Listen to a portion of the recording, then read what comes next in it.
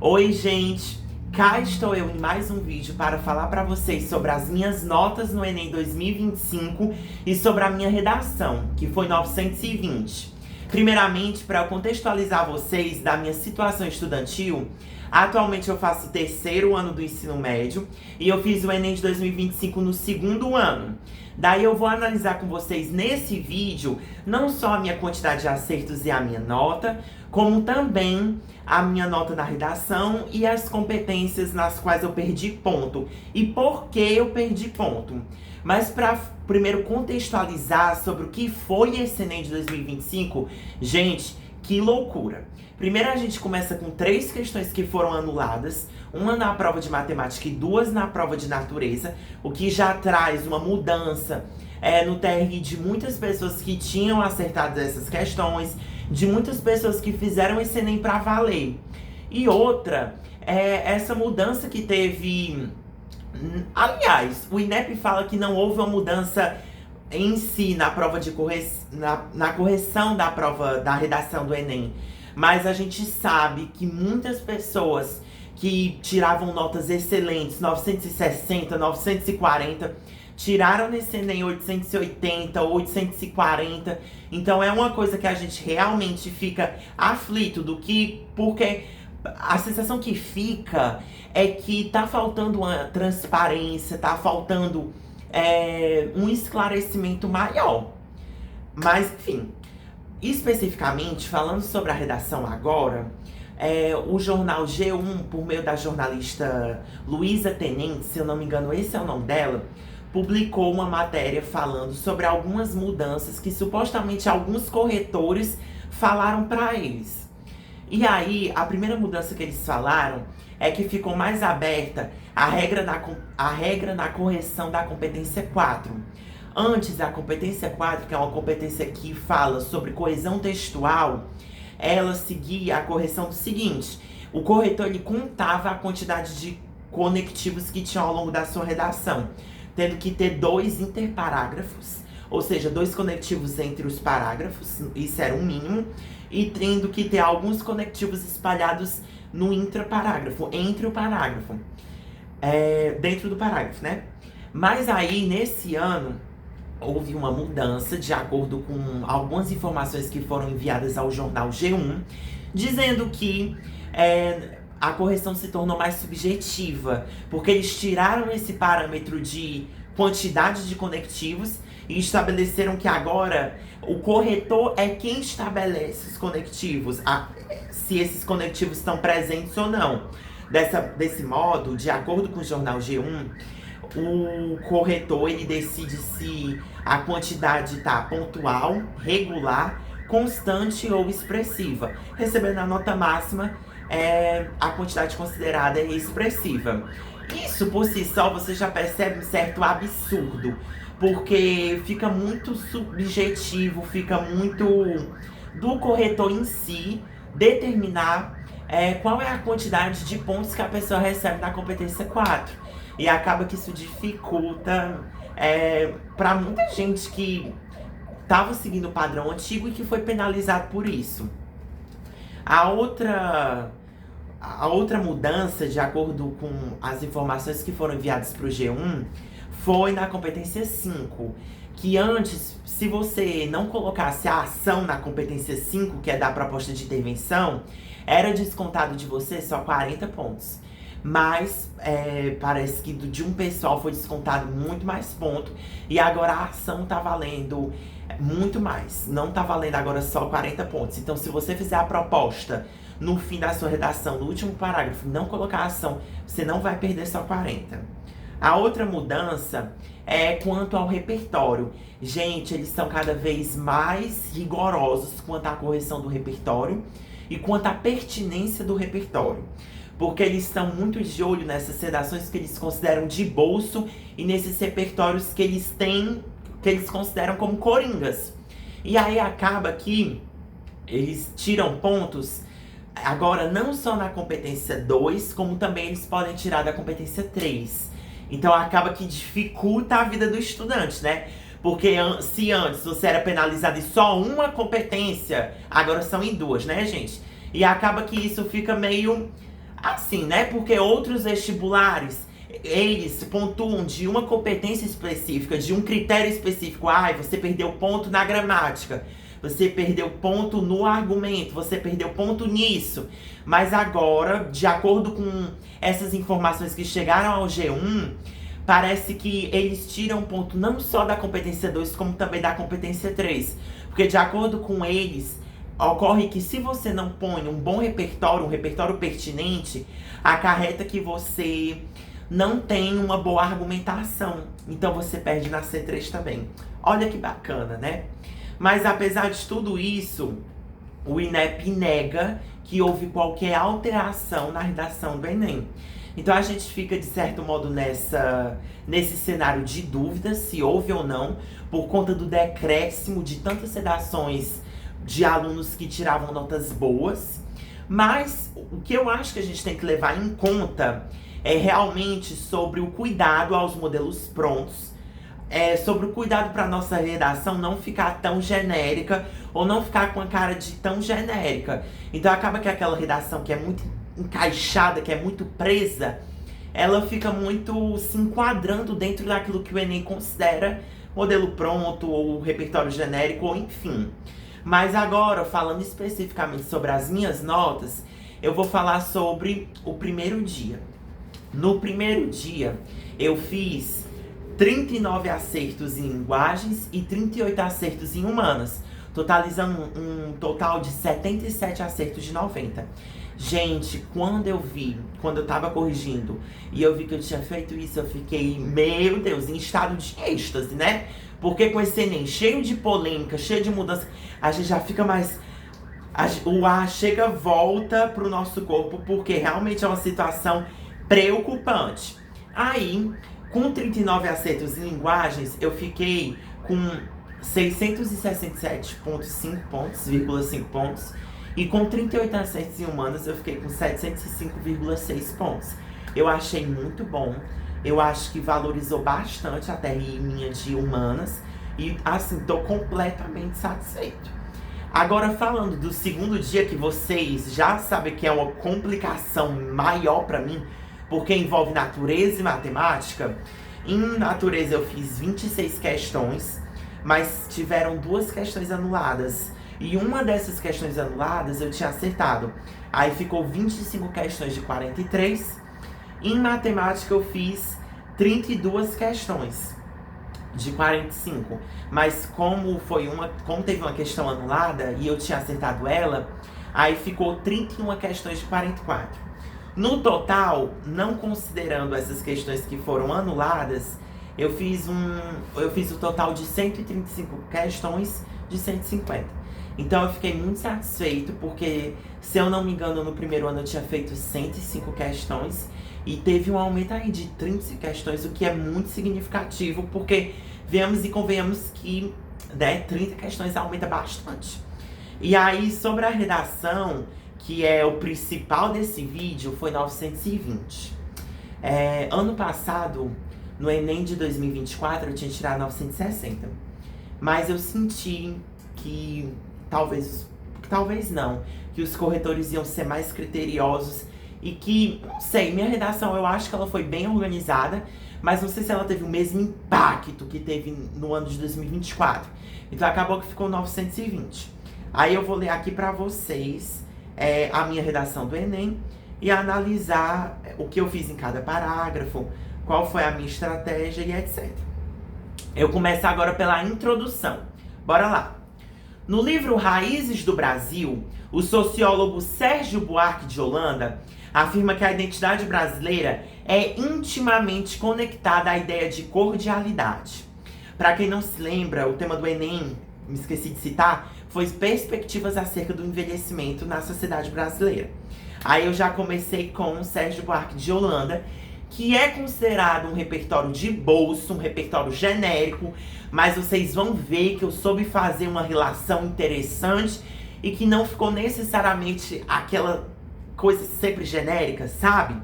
Enfim, aí eu coloquei: porém, segundo ele, se a lógica de poder do homem cordial romper-se, ele fará de tudo para restabelecê-la.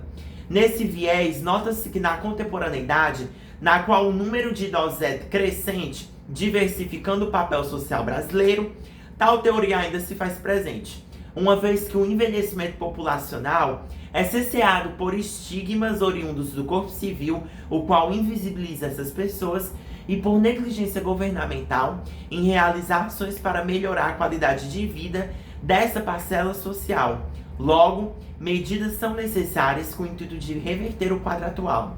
Gente, eu comecei com Sérgio Buarque de Holanda, Raízes do Brasil, falando que o homem brasileiro, ele carrega essa cordialidade.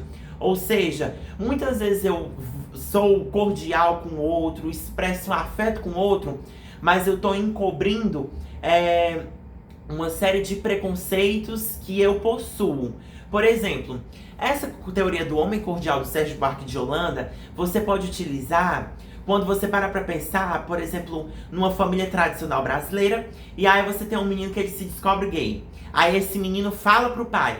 Aí o pai fala, não, você não vai ser isso, você não vai ser aquilo, porque aos olhos da sociedade é mais bonito que aquela família siga o padrão normativo hétero. Então acaba que ocorre que esse homem, ele expressa uma cordialidade à sociedade, ele expressa uma cordialidade ao seu exterior, mas ele guarda no lar dele preconceito contra o filho dele, por exemplo. Então, essa teoria do homem cordial, eu utilizei ela porque eu acredito que ela conversa muito com esse tema. Porque as perspectivas acerca do envelhecimento, embora estejam melhorando ao longo do tempo, porque antes você não tinha, não sei, a população tão ativa, a população vivendo mais, com melhores condições de saúde. Mesmo que você tenha isso, você nota que os idosos, eles ainda enfrentam uma série de estigmas, de preconceitos, de que a terceira idade, ela é uma idade monótona, pacata, uma idade que não pode ser mais usufruída, que não pode ser mais aproveitada da mesma forma que a juventude. E aí eu digo que essa ideia, ela é notada na contemporaneidade brasileira, já que tem esses estigmas acerca dos idosos e que é necessário que haja medidas com o intuito de reverter o quadro atual. Então, introdução ok, tivemos repertório, tivemos tese, tivemos argumentos e tivemos também uma frase de fechamento que é muito importante para deixar o seu parágrafo mais completo. A única coisa que me desagradou um pouco foi porque eu coloquei esse romper-se em cima. Aí eu não sei se ficou muito legal. Porque não sei se eles consideraram isso de certo modo como uma rasura, mas enfim, né?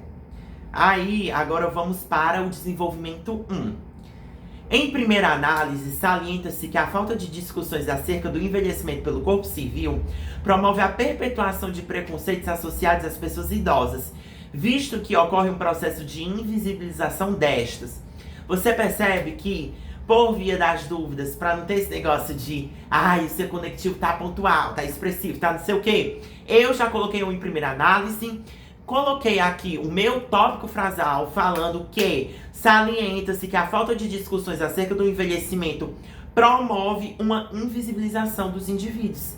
E já coloquei um visto que, para ficar ainda mais expressivo, a quantidade de conectivos na minha redação. E aí, depois que você traz o seu tópico frasal, ou seja, a frase inicial que contém o seu argumento, você vai trazer um embasamento do seu argumento. É obrigatório seguir essa lógica? Não. Mas eu segui essa ordem para deixar mais claro para o corretor a minha defesa do meu argumento. Aí eu coloquei, sob essa óptica, a filósofa Djamila Ribeiro explica que para um problema ser solucionado, ele precisa ser amplamente debatido. Aí eu coloquei aqui uma citação. Mas eu confesso para vocês que lendo essa citação agora, eu fico com um pouco de medo, porque me traz uma insegurança, porque realmente parece que tá um pouco copiei e colei, porque realmente eu vi sobre essa filósofa de Djamila Ribeiro na internet, aí fui atrás de algumas publicações dela, ela fala muito sobre lugar de fala, ela fala muito sobre racismo estrutural, mas aí eu trouxe essa frase dela que muitos estudantes utilizam na redação. Mas eu acho que como eu tenho que ter esse compromisso com vocês de trazer uma ética sobre dicas pro Enem, eu indico que vocês utilizem essa frase de uma forma mais justificada. Mas vocês vão perceber que mesmo eu colocando essa frase meio que copiada, eu vou justificá-la. Olha. No entanto, percebe-se que a retórica da pensadora não é cumprida, já que a sociedade não aborda como pauta essencial a forma como idosos são representados no cotidiano e nos veículos midiáticos. Então, eu já trouxe aqui mais 2 conectivos, no entanto e já que. Vocês veem que até agora já foram 4. Isso que contando com sob essa óptica foram 5. Então, eu realmente estou enchi de conectivo minha redação. Mas eu falo que, de acordo com a Djamila, para o problema ser resolvido, ele precisa ser discutido. Mas esse problema não é discutido, a retórica dessa pensadora ela não é cumprida na sociedade, já que o corpo civil não aborda como pauta essencial. Como pauta essencial você tem, sei lá, combate à fome, tem essas coisas.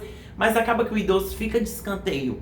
E você percebe isso porque no cotidiano, quando você olha para uma placa do idoso, como é que ele tá? Acocado com uma bengala. Então você vê que ainda tem um estigma ali, que o idoso, ele é aquela pessoa com a coluna travada, certo? Então eu trouxe essa coisa de que no cotidiano e nos veículos midiáticos eles não são tão bem representados como eles deveriam e que essas imagens que tem deles carregam estigmas. E aí, para eu exemplificar isso, para eu deixar minha argumentação mais forte, eu coloquei: nesse contexto, a exemplo disso, destaca-se a ínfima participação de atores com idades mais avançadas em papéis de protagonismo em produções cinematográficas.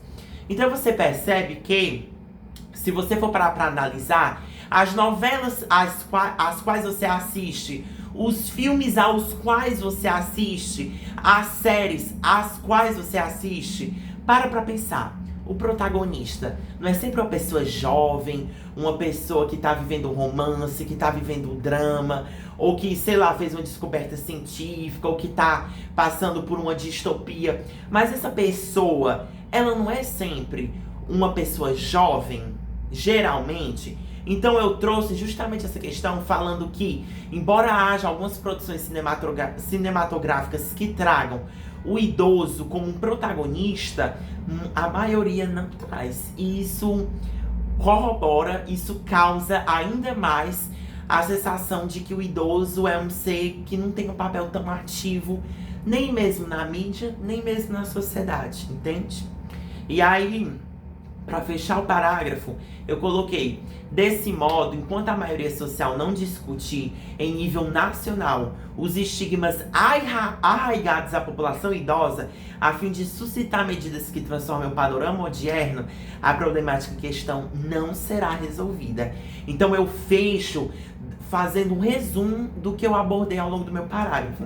Então você percebe que eu trouxe um tópico frasal, eu trouxe um repertório, eu trouxe o meu argumento, trouxe a exemplificação do meu argumento e trouxe a frase de fechamento. Então, no total, ficaram 1, 2, 3, 4, 5 períodos. Ou seja, acaba que eu não barro naqueles modelos prontos que tem só 4 períodos, geralmente.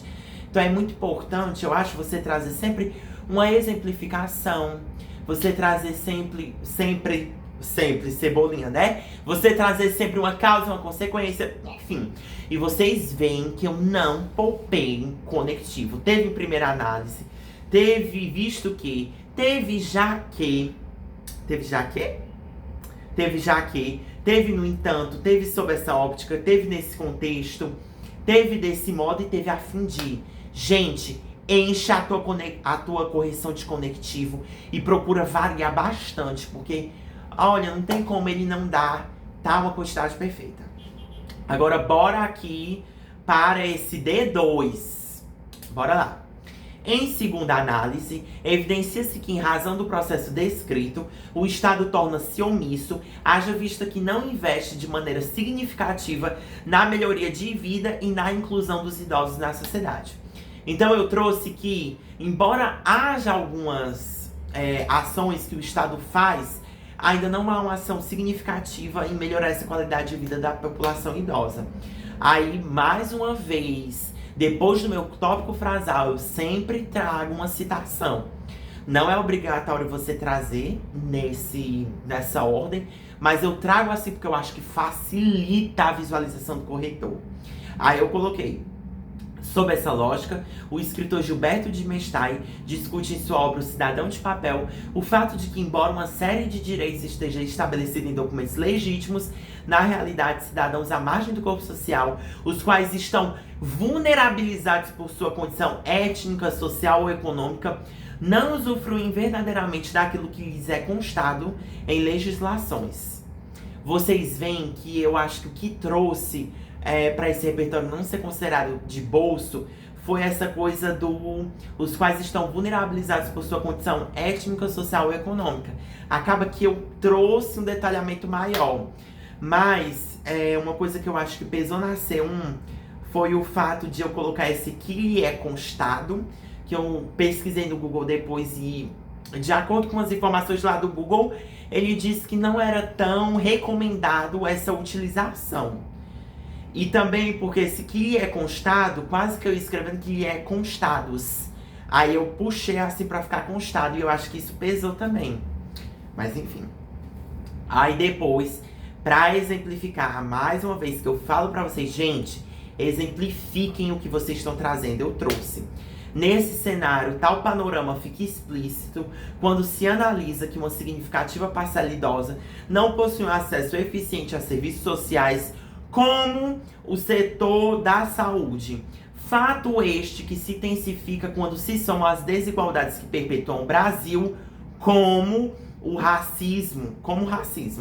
Então, você vê que eu exemplifiquei, dei uma funilada, mas eu acho que também o que não ficou muito legal foi esse quando se analisa, que eu coloquei lá em cima e que eu não indico. E aí, pra fechar, né, porque você precisa fechar bem os seus dois desenvolvimentos, eu trouxe. Dessa forma, enquanto a ação estatal não for realizada para que esse viés seja amenizado, o impasse continuará. Você vê que é uma frase simples, mas que fecha e que fala que se o Estado não agir de uma forma mais significativa, ocorre que os idosos vão continuar não usufruindo dos direitos que estão constados na Constituição Federal de 1988, por exemplo, e em tantos outros documentos, como o Estatuto da Pessoa Idosa. E aí, agora, para nós fecharmos com chave de ouro, vamos para a conclusão. Mediante o exposto, medidas são fundamentais para solucionar o problema. Mais uma vez, eu recomendo a vocês que vocês não comecem batendo na porta. Não. Você vai trazer uma frasezinha para resumir a sua tese. Você não disse no início que, logo, medidas são necessárias com o intuito de reverter o quadro atual? Pois retoma isso que tu trouxe, falando: mediante o exposto, medidas são fundamentais para solucionar o problema, para solucionar a problemática, para resolver o entrave, para efetivar as perspectivas mais positivas das pessoas idosas no Brasil. Enfim, você traz uma frasezinha para não chegar batendo na porta. E aí eu trouxe, nesse sentido, o Ministério da Educação, órgão responsável pela formação ética e cidadã, detalhamento,